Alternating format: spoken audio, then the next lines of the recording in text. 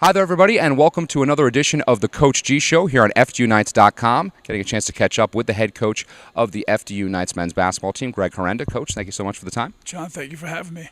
So it's been a while since we've last spoke. You've had 4 games, in fact, since our last interview. You played Hartford, and then you traveled to Arizona. Yes. So it's been quite a week or so for you guys. So just talk to me about those games. Obviously a great experience, I'm sure, traveling to Arizona, though maybe not the results you wanted, and also that Hartford game as well.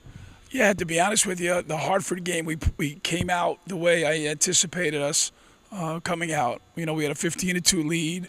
I think we were up 20-7. But Hartford's a good basketball team, and so is Arizona. So we're in the process of learning, but that's not, what we want to do. We want to learn and win as well. And every day we're getting closer to that. And tonight we have a very formidable opponent in St. Peter's, and we're prepared to win tonight. And what was it like for your team to go on that extended road trip? Obviously, you go up to Connecticut, and then you go to play Arizona on national television. Just kind of give me some thoughts on how you think the team reacted and just how they kind of took it all in. I think when you go on the road, what you find is that your team comes together. And even though the final score of that Arizona game wasn't what we intended it to be, Arizona is a very good team in a very hard building. They'll do that to a lot of teams. But we came out early, and we were 10-10 with those guys. And my team responded early, and we competed to the end. But when you travel together, you just normally bond. Families do it, teams do it, friends do it, and it was a very good experience for us. Just, flying and connecting flights and getting hotels and getting meals and staying in rooms with one another and having team meetings to prepare for the next game.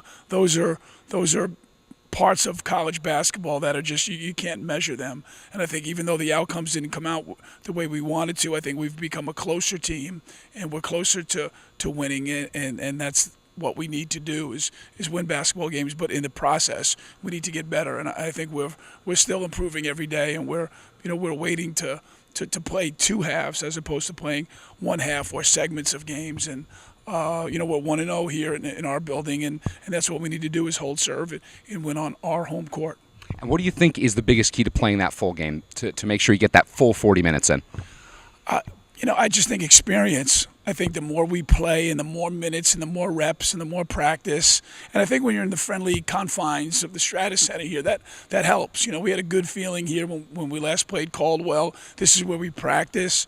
But I think our younger guys have to, grow up, and our older guys have to show the younger guys, and it's a process. I said, but our team, I think we spoke about this the last time. I didn't want to say, okay, we're going to wait until our league to get good and to win. We wanted to win the Arizona game, and we wanted to win the Hartford game. We want to win every time we step on the floor. But I think experience and playing together and just having as many practices and games is going to enable us to play a full 40-minute game. You talked about some of those older players. In watching that Arizona game, especially in the first 10 minutes, saw a lot of good things and aggressive play from Sidney Sanders. Talk to me about kind of what you've seen from him so far this season. No, he's our leader he's our point guard, which is really more of a 2 guard, but he's a leader. He's fast, he's quick, and he's not afraid. So those are all good, positive things, and I think Mustafa is close behind him and doing a lot of good things. Matthias had a tough matchup in that Arizona game because those guys, their big guys are really big. Our big guys are big, they're big, and he's going to be fine. And everyone went from averaging 4 or 5 points a game to 13, 12 to Matthias is just under 10. But I think it's an adjustment for our older guys as well, because now they're in a position they've never been in before. They were always behind the guys that were in front of them. So now they're the leaders. They've never led, and the young guys have never played. So it's a process. But I'm just happy how hard the kids work and how they're starting to take over their roles. And Sid, obviously, right now has been our best producer and our player that's stepped up quicker. But I think everyone's going to eventually step up. Now you guys are back at home for the game against St. Peter's, obviously. Then you travel. You got the next 2 games of the NIT, Norfolk State, Rutgers, then Seton Hall down the road on Sunday. But first of all, this game tonight, getting back home playing against St. Peter's.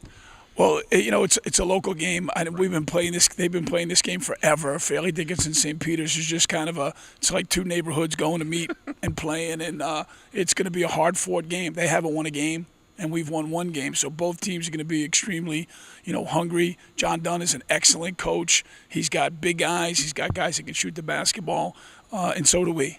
I think we like to play a much more up-tempo game than St. Peter's. So it'll be a clash of, two basketball teams trying to play differently, but both teams really trying to win. And you've seen so many different types of teams, the Pac-12, the Big East early on here, and very good teams in Caldwell, St. Peter's, Metro State. Just talk to me about how this early schedule can kind of prepare you guys moving forward for that conference slate.